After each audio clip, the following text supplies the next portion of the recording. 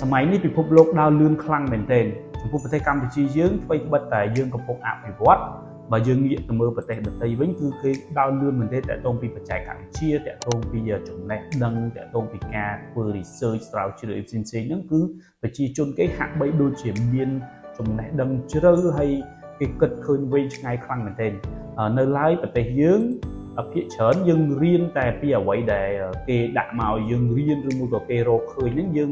រៀនតាមគេហ្នឹងទាំងពិបាកផងអញ្ចឹងហើយដោយសារអីដោយសារតែធនធានមនុស្សរបស់យើងហ្នឹង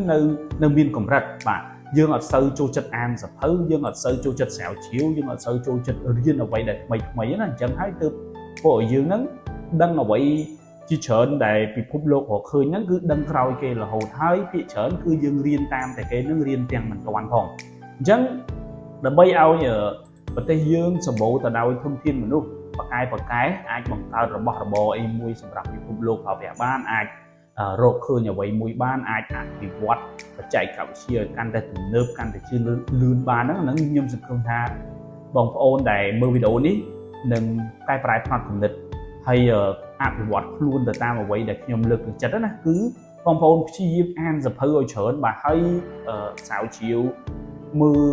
ព័ត៌មានថ្មីប្លែកដែលបរទេសគេ research បានគេរកឃើញអីផ្សេងហើយ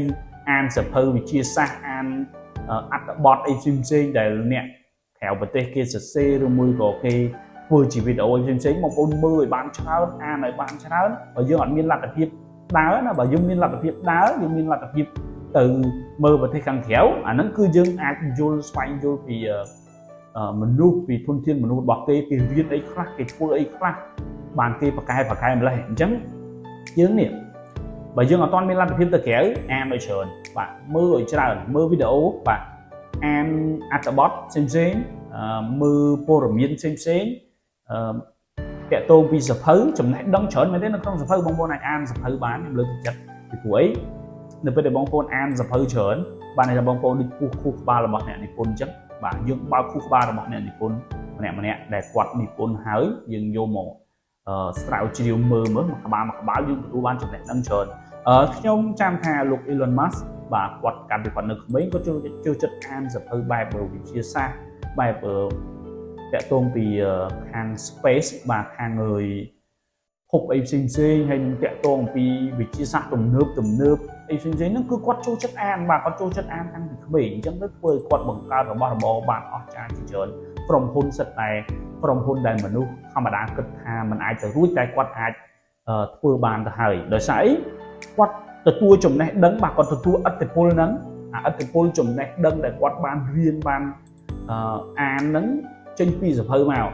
ពេលអញ្ចឹងទៅគាត់យកអាហ្នឹងទៅ apply យកហ្នឹងទៅអនុវត្តជាមួយនឹងជីវិតជាក់ស្ដែងរបស់គាត់ធ្វើឲ្យគាត់ហាក់បីដូចជាមនុស្សគ្រប់ខែអញ្ចឹងគាត់ប្រកែម្លេះគាត់មានការគិតជ្រៅហើយឆ្ងាយម្លេះតែទៀតទៅគាត់ទទួលបានចំណេះដឹងហ្នឹង background នៃចំណេះដឹងហ្នឹងគឺចេញពីសភៅអញ្ចឹងបើសិនជាយុវជនយើងបាទធនធានមនុស្សយើងចូលចិត្តអានសភៅដែរខ្ញុំជឿថាបងប្អូននៅពេលដែលបងប្អូនចូលចិត្តអានសភៅកាន់តែច្រើនបាទអានសភៅបានកាន់តែច្រើនបងប្អូននឹងទទួលអារម្មណ៍មួយថាខ្លួនយើងសម្បូរគំនិតជាងមនុស្សដែលនៅជុំវិញយើងហើយបើប្រៀបធៀបពេលដែលយើងមិនទាន់ចូលចិត្តអានសភៅហើយប្រៀបទៅប្រហែលឆ្នាំមុនដែលយើងអត់ទាន់ចូលចិត្តអានហើយឥឡូវយើងចូលចិត្តអានយើងប្រៀបធៀបមើលសមត្ថភាពរបស់យើងការគិតរបស់យើងការមើលឃើញពិភពលោករបស់យើងគឺខុសគ្នាឆ្ងាយមែនទែនអញ្ចឹងចាប់ពីពេលនេះខ្ញុំលើកទឹកចិត្តដល់បងប្អូនព្យាយាមអានសភៅច្រើនស្ដាប់ឲ្យច្រើនបើមើលវីដេអូប្លែកវីដេអូអប់រំឲ្យបានច្រើនហើយអានអត្ថបទព័ត៌មានអត្ថបទ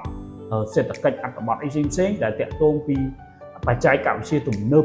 បច្ចុប្បន្នហ្នឹងយើងព្យាយាមមើលឲ្យបានច្រើនបាទអញ្ចឹងហ្នឹងហើយបើសិនជាបងប្អូនពិបាករកសភៅអានបាទពិបាកទៅរកនៅបណ្ណាល័យនៅបណ្ណាគារផ្សេងបាទបងប្អូនអាចមើលនៅក្នុង app មួយបាទឈ្មោះថា Virus បាទ app ហ្នឹងគឺបងប្អូនអាចអានសភៅល្អជាច្រើននៅក្នុងហ្នឹងពីព្រោះខ្ញុំ plan ដាក់សភៅជាច្រើននៅក្នុងហ្នឹងហើយខ្ញុំនឹងសង្ខេបសភៅល្បី